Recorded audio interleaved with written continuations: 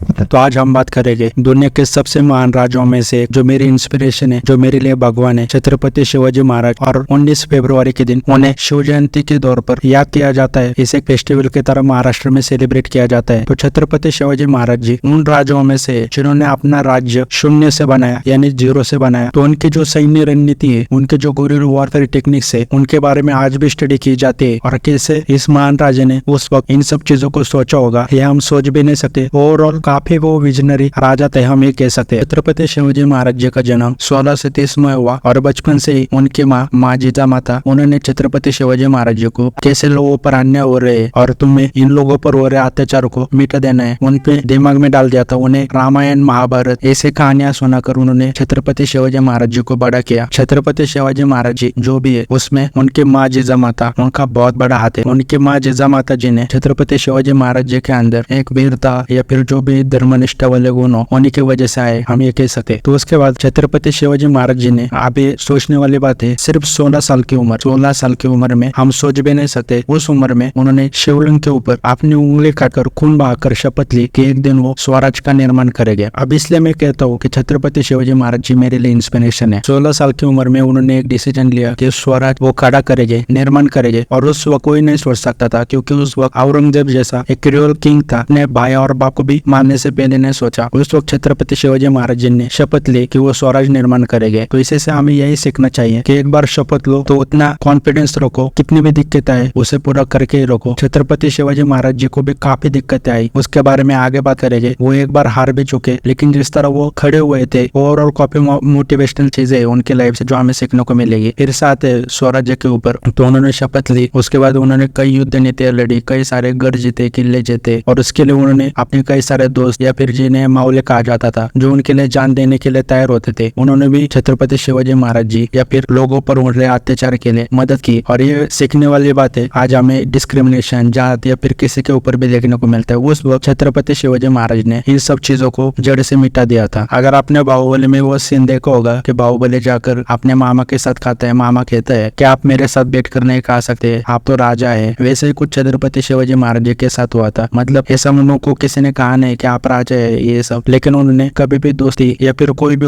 जातिवाद या फिर भेदभाव नहीं किया। और इसी की वजह से उनके लिए हर कोई जान देने के लिए तैयार होता था। और यही और एक चीज मैं ऐड करूंगा, उस वक्त जब भी एक राजा द्वारा दूसरे राजा को हराया जाता तो वहां के औरतों पर बहुत अत्याचार होते थे, वो उनके साथ बहुत गलत चीजें करते थे। लेकिन छत्रपति शिवाजी महाराज जी ने इसे बंद कर दिया। उन्होंने कहा बच्चों और औरतों पर कोई हाथ नहीं डालेगा। और यहाँ तक कि जब एक छत्रपति शिवाजी महाराज जी के पास औरत आई थी राज्य हारने पर कि मैं आपके हवाले कर देती हूँ खुद को, छत्रपति शिवाजी महाराज जी ने कहा था मैं औरत को मां समान मानता हूँ, आप वापस लौट जाइए। और उन्होंने सही सलामत सम्मान पूर्वक उस औरत को वापस भेज दिया। तो ये थे छत्रपति शिवाजी महाराज, उस वक्त औरतों की इज्जत करने वाले। और जाति से जो मैंने कहा कि वो ये सब मानते नहीं थे, तो उन्होंने एक अष्टप्रधान मंडल भी स्थापित किया था जिसमें सभी जाति धर्म के लोग थे। तो जो मैंने कहा था कि आज भी स्टडी की जाती है, तो उस वक्त ऐसा विजनरी सच में किंग होना, मतलब हम कह सकते हैं भगवान के दर्शन हुए हो गए उस वक्त के लोगों को। और दुख की बात है आज सब अलेक्जेंडर ये सब इन सब किंग के बारे में जानते हैं, लेकिन छत्रपति शिवाजी महाराज जैसे महान राजा के बारे में पता है, लेकिन भारत के कई देशों में पता नहीं है। तो ये बहुत सैड चीज है जिसे हमें पहुंचाना चाहिए मुझे लगता है। मतलब वियतनाम में ऐसा कहा जाता है वर्ल्ड वॉर के तौर पर छत्रपति शिवाजी महाराज जी को स्टडी किया गया था। लेकिन जिस तरह कई राजे जो मुझे लगता है कुछ इतना महान काम भी उन्होंने नहीं किया, उनको सर पर बिठा दिया। लेकिन ऐसे महान राजा को मुझे लगता है सभी को जानना ही चाहिए। और ये अगर भारत में कोई नहीं जानता तो ये बहुत दुख की बात है। मुझे लगता है हर किसी को इनके बारे में जानना है। के बाद जो मैंने कहा था कि छत्रपति शिवाजी महाराज से हमें कैसे मोटिवेट होना चाहिए, उन्होंने स्वराज्य का डिसीजन लिया कि उन्होंने कहा कि स्वराज्य निर्माण होगा। तो स्वराज्य निर्माण करते हो जय सिंह राजा मिर्जा सिंह ने भी उन्हें हारा दिया था, लेकिन वो उनके मनोबल को नहीं हारा पाए। उन्होंने जितने किले उस वक्त दिए थे उससे कई ज्यादा किले और गढ़ जीते कुछ ही समय में। तो इसी से यही हमें सीखना चाहिए कि जब भी हम जिंदगी में हारे, हमें डिमोटिवेट नहीं होना है, हमें सोचना है आगे क्या करना है और छत्रपति शिवाजी महाराज जी की तरह और स्ट्रॉन्ग कमबैक करना है। और जब वो हारे भी थे तो उनको अपनी प्रजा के लिए 2 पैर वापस लेने पड़े, कदम पीछे। तो ये भी हमें सीखना है कि कब हमें पीछे होना है, ये डिसीजन भी हमें सही वक्त पर लेना आना चाहिए। इससे कई सारी चीजें। और साथ में औरंगजेब ने छत्रपति शिवाजी महाराज उनके 9 साल के बेटे छत्रपति संभाजी महाराज जी के साथ भी कैद किया था, तब भी वो डरे नहीं, उन्होंने सोचा और वो वहां से भी निकल आए औरंगजेब को चैलेंज देकर। तो हमेशा याद रखना, मुसीबत कौन से भी हो, डरो मत, वहां से कैसे निकल आए ये सोचो। औरंगजेब मर गया, लेकिन जो उसका ख्वाब था दक्कन पर राज करेंगे, वो कभी छत्रपति शिवाजी महाराज महाराज के होते वो पूरा नहीं कर पाया। लेकिन छत्रपति शिवाजी महाराज जी ने जो उन्हें जाता है मुगल्स के खिलाफ लड़ने के लिए, लेकिन उनके कई सारे और भी काबिल तारीफ चीजें थी जिनको सभी को जानना चाहिए। उन्होंने किसानों के लिए कई सारे अच्छी योजनाएं लाई थी जो आज भी मुझे लगता है किसानों के लिए काम करेगी। उन्होंने पर्शियन भाषा का यूज करना बंद करवा दिया था